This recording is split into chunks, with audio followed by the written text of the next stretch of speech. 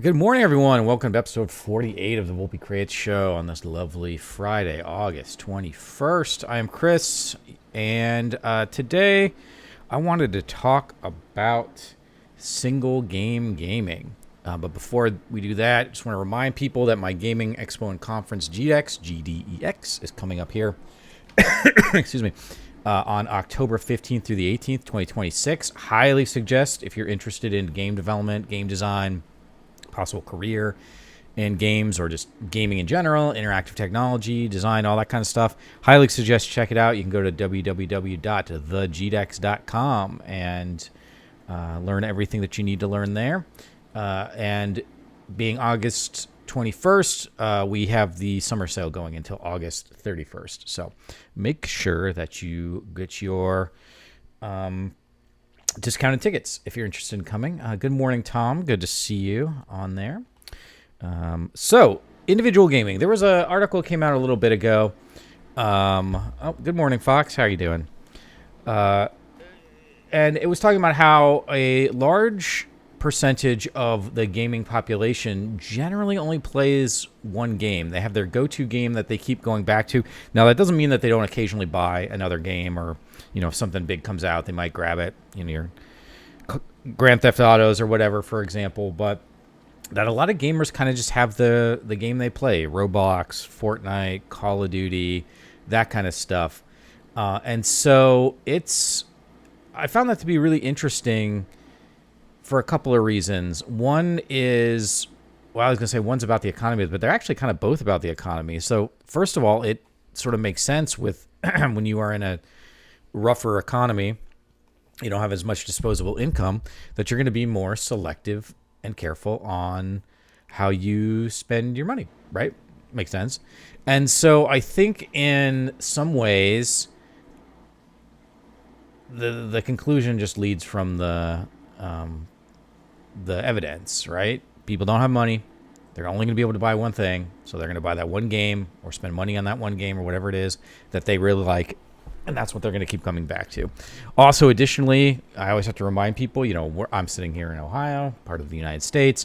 We tend to be very America-centric when we think about a lot of these things, but large portions of the world just don't make a lot of money comparatively. And so a game that's $80 here might be quote-unquote expensive, but a game that's $80 in Latin America or Africa or Southeast Asia, that could be 2 weeks of work, 3 weeks of work, depending on what you're earning. So are you really going to spend that much money? You think about getting like a PlayStation 5, that could be 3 to 6 months of your salary.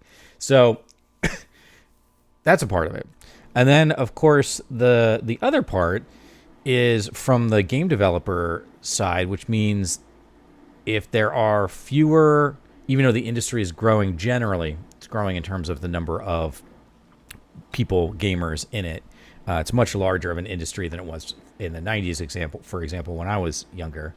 But if a significant portion of those people are only purchasing one game, it also means they're not going to be purchasing your game. And so it makes it difficult for developers to properly, analyze and estimate the potential user base, customer base for their product. And since we're seeing more and more folks move to fewer and fewer purchases, meanwhile, we're seeing more and more games being created, I think you can kind of see the issue here. Tom says, also, all the games you listed as people as one games are competitive multiplayer, so that's a factor. People want to get as good as possible, which is a never-ending journey. That's true. There's also games like World of Warcraft, Final Fantasy 14, EverQuest, those kind of things where you're sort of in that space as well. But I should say, like, Grand Theft Auto 5 is one of those games. Like, GTA 5 is still the best-selling game month after month. It's not always in the top 10, but it has been in the top 10 for games, like game sales, more or less every month since it was released. So that could be a game that you keep coming back to. Path of Exile is another game, like that's one of those games that you keep coming back to. And there's a whole bunch of them. And that's why I think the drive for a lot of these larger corporations like Sony has really been pushing to do these live service, always online type experiences, as opposed to, which I find really interesting. I mean, this has nothing to do with what I'm talking about, but I do find it really interesting because Sony, during the PlayStation 3 era, the thing that brought them back from the brink was the strong single player narrative games. So it seems like a shame to just keep, I don't know if they feel like they have the single player space locked down, so now they need live action games. But they're wasting a tremendous amount of money on, the Concord debacle, and Destiny's Marathon, I know, has not been selling super well. I haven't played that game, but I want Destiny to do well. Also, yeah, Fox, excited to have you out to GDEX. I'm glad you're officially locked in. I guess a reminder, I didn't mention this, but yeah, grab your hotels and whatnot if you're watching. We still have some hotel rooms available, so make sure you grab those. But anyway, I was more curious about the issues around how to properly think about marketing and selling your game in an environment where a lot of people are only playing one game and maybe one or two large games that kind of come out. And it's a new shift. It's a paradigm shift in the games industry. I don't know if it's as big a shift as a lot of people are making it out to be. I've always been a believer that if you spend time and you make a good product that you're passionate about, that's like trying to say something. I need to put I'm sitting here I should put my little colors on in the background, huh? Boom. Yeah, now we're purples. And you can keep your scope and budget under control, then I think you will always be able to find success. I think a lot of folks are spending a lot of money. And when I say folks, I mean like some of these larger AAA studios and publishers. They're spending a lot of money on these games that need to be like hyper successful in order to be profitable. I was on our podcast, the Sandbox podcast this week. I was talking to Chris Totten about, is GTA 6 going to make its money back? And I'm sure it will. But if it needs to hit $2 billion, like that's a lot of units sold. And when I looked it up, the AI response was that it had sold like $460 million or something worth. But like, who knows how real that is? We're also a few months still away from release, so I'm sure a lot of people, as it gets closer to release day, will start purchasing it. So I would not be surprised if they cross. I mean, GTA 5 crossed $1 billion, I think, in 3 days, I want to say. So I have no doubt that they'll cross $1 billion before they hit their launch day. But the more important point here is that the games industry, those creating games and creating products, they kind of have to start being aware that if you're going to attract somebody who is sort of in their one game space, their Warcraft or whatever, then you're going to have to provide them a really compelling reason to do that. And with the economy the way it is, you're going to have to have a really compelling reason to spend money on something. It can't just be that like, oh, hey, here's the new AAA game by whoever. And in some ways, I think that's really good because it forces developers to make sure they're doing something new and unique and novel and creative and all that jazz. But that's not really the way that the AAA industry or the AAA portion of the industry has been functioning, where it's been a lot about franchises and having recurring revenue from games coming out, every year or every other year that are based on that franchise. That they're always going to buy the next Assassin's Creed or whatever. And I just don't think that's the case anymore. I think if a game isn't going to blow your socks off, isn't going to wow you, or at least isn't even going to be sort of, moderately interesting, like, I think a lot of folks, and I'm in that boat, I don't have the time and I don't want to spend the money on experiences that are just kind of, as the kids say, mid. I don't need average experiences. I feel the same way when I go and see movies. Like, and this is a guy who was one of the people that sort of started like Bad Movie Night. We watch bad movies with our friends from the 80s and 90s. Like, I'm always down to watch a bad movie and really kind of enjoy the experience and poke fun at it and see how they handled, creating monsters and special effects when they didn't have any money. Like, that's really cool.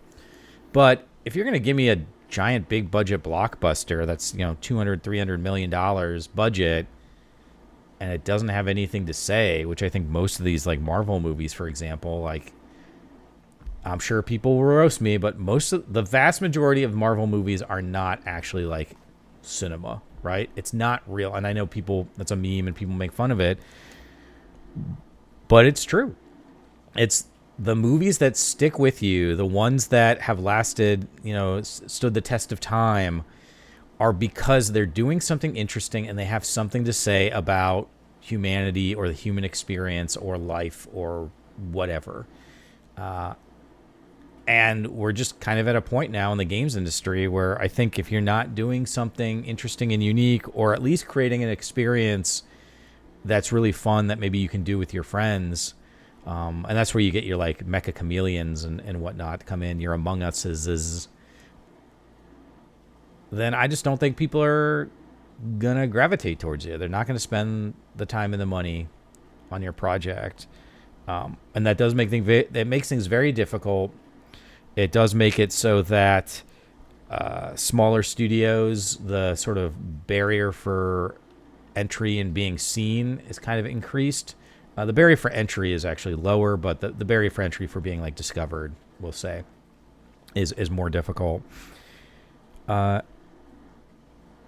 And so, yeah, it's a really tough place to be right now. And as somebody who runs a gaming expo that helps support indie developers and making sure that new games are kind of being created and tested and put out there, I'm always honest with the companies, the studios, the folks I work with, which is it is a tough environment right now for any developers, but especially indie developers, because you're just on a discoverability and marketing standpoint, you're dealing against so much noise, so much money being dumped into these other products, and so it's just one of those things where you need to have a standout game to get people excited about it.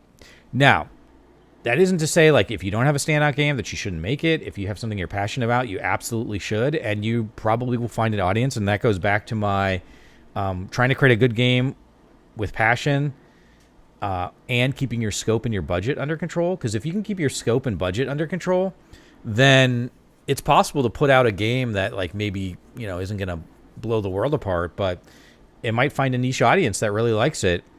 And if your budget's reasonable, then, I'm not going to say it's easy. I tell indie devs that 50,000 units is about what you could expect from a pretty solid game launch, right? So particularly for a new indie studio, it's not uncommon for indie studios to sell less than 1,000 units. So if you can get up to like 10,000 units, that's kind of your first step. If you can sell 10,000 units, that's usually a pretty good indicator that you've got a product that people are responding to, and then you can maybe start marketing and doing promotion and stuff to get yourself more towards that 50,000. But I always tell indie devs to budget your game assuming you're not going to sell more than 50,000 units. So figure out what your 50,000 unit at your full price is going to be, and that will be the amount of gross revenue you're going to make, and then take away platform fees and your publisher fees. So a platform fee is going to be about 30%. Publisher fee could be anywhere 30 to 50%. So if you're really looking at it, out of let's just say you sell it for $10, just for ease of math. Selling for $10, you're probably only going to make $3 to $5 for every $10 sale when it's all said and done. And that doesn't count your salaries and whatever. That, again, this is your gross revenue, right? So this is the full money you're picking in. So, you know, you need to think about that if you are only going to sell 50,000 units and you're only making, we'll say generously, $5 on every unit, that's what, $250,000, right? If my math is mathing. And so that $250,000 is the most amount of money that you will make on that product. Can you keep your budget under 250? You know, that's the question you have to ask yourself as a developer. But then, you know, as a gamer, I'll sort of leave with this, just my old man yelling at clouds. Like, I get all of the reasons why people are doing that. And I also think that a lot of these companies, again, like Fortnite, Roblox, a lot of those, Minecraft, they grab you when you're young. And so you have this like emotional connection to it. So you always kind of feel safe going back there. And I've got games that I go back to. Like, I go back to Cyberpunk usually once every couple of years. But I would just encourage you to look at other opportunities to play other games, because the gaming industry is this wide, expansive place, and there are so many great experiences out there that you're just gonna miss if you keep playing the same thing over and over again. And this is coming from a guy that's put in a lot of time in World of Warcraft. I have a World of Warcraft subscription right now, though I haven't been on it in probably 6 months, 5 months. You know, I've been taking care of my friend, but I do every so often go back to World of Warcraft. But I'm at a point in my life where I want new experiences. That's why I created the Volpe Creates Game Club, where I do a new game every month. This month's game is Gris. And so I try to find a game that's like 4 to 8 hours, multi-platform, easy for busy people to play, just so we can experience some new titles. And so, you know, check that out. That's something to think about. If you want to be a part of the game club, you can go to volpecreates.com/Discord. It'll take you to my Discord channel. But yeah, there's just kind of my thoughts. I don't know if anybody has any other thoughts in the chat about this, or, you know, what they're thinking. But I do think it's important to broaden your gameplay experiences into other games and see what's out there. And you might find stuff that you really, really like that means something to you, and that will open the door up to all sorts of new gaming experiences that will change your life. So, you know, just kind of my thoughts on it. Really appreciate you all being on the show. Thanks in chat for the comments and thoughts. And a reminder that you can check this out. I do this every day at 9:30 Eastern time on Twitch, twitch.tv/volpecreates. And then I put these videos on my YouTube, so youtube.com/volpecreates, where you can check them out. So really appreciate you being here with me, and I look forward to seeing you, I guess, on Monday, where we'll start a whole new week. So take care, everybody. Have a wonderful weekend.